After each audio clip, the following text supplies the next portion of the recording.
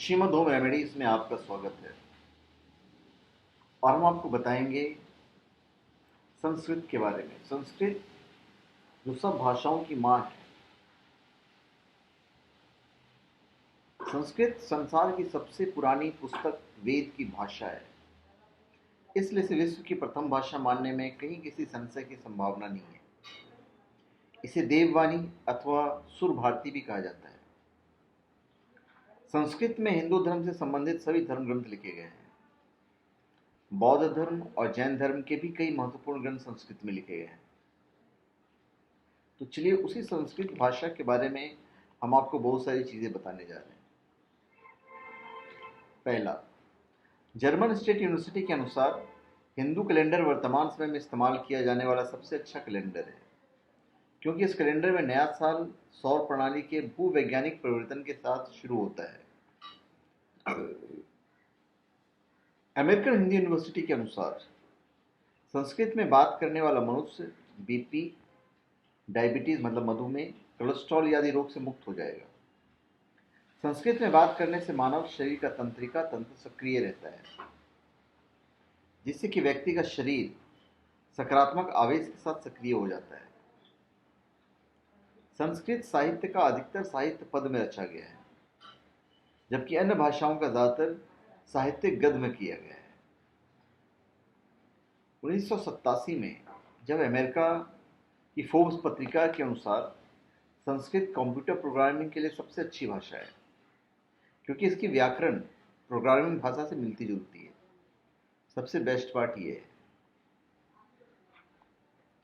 दुनिया के 17 देशों में एक या अधिक से संस्कृत विश्वविद्यालय संस्कृत के बारे में अध्ययन और नई प्रौद्योगिकी प्राप्त करने के लिए, पर संस्कृत को समर्पित उसके वास्तविक अध्ययन के लिए एक भी संस्कृत विश्वविद्यालय भारत में नहीं है।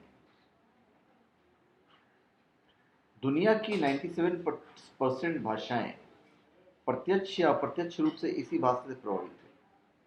हिंदी, उर्दू, कश्मीरी, उड़िया, बंगला, मराठी, सिंधी और पंजाबी भाषा की उत्पत्ति संस्कृत से ही हुई है।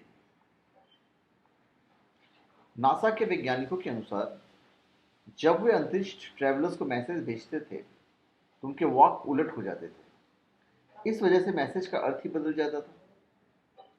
तो उन्होंने कई भाषाओं का प्रयोग किया, लेकिन हर बार यही समस्या आई।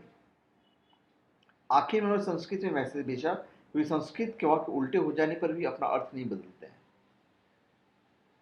जैसा कि मैंने आपको बताया ऊपर। संस्कृत वाक्यों में शब्दों की किसी प्रकार क्रम में रखा जा सकता है। इससे अर्थ का अनर्थ होने का कोई बहुत कम या कोई भी संभावना नहीं होती है। ऐसा इसलिए होता है क्योंकि सभी शब्द विभक्ति और वचन के अनुसार होते हैं। जैसे अहम गृहम गच्छामि या गच्छामि गृहम अहम, दोनों ही ठीक है। तो नासा के वैज्ञानिकों के अनुसार जब वे अंतरिक्ष ट्रैवलर्स को भेजते थे तो उनके वाक उलट होते थे, पर अब संस्कृत में भेजने के बाद अब कैसा ही मैसेज आए, आपको उसका मतलब समझ में आएगा। तो धन्यवाद। आप हमारे चैनल पे सब्सक्राइब करें और अपने कमेंट दीजिए। धन्यवाद। और शायद एक चीज मैं आपको बताना भूल गया संस्कृत के बारे में, कि इंग्लैंड वर्तमान में हमारे शीर्ष चक्र पर आधारित एक रक्षा प्रणाली पर शोध कर रहा है, और शोध से पाया गया है कि संस्कृत पढ़ने से स्मरण शक्ति बढ़ती है। विश्व की सभी भाषाओं में एक शब्द का या एक रूप में प्रयोग होते हैं, जबकि संस्कृत में प्रत्येक शब्द के 25 रूप होते हैं।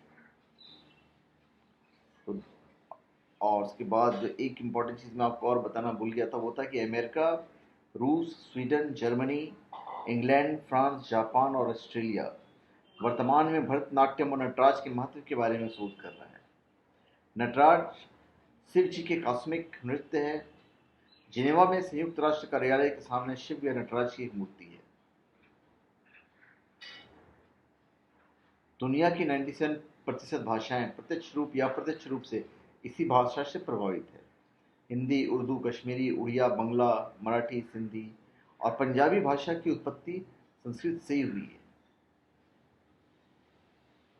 धन्यवाद। तो आप हमारे चैनल पे सब्सक्राइब करें और अपने कमेंट दीजिए। धन्यवाद।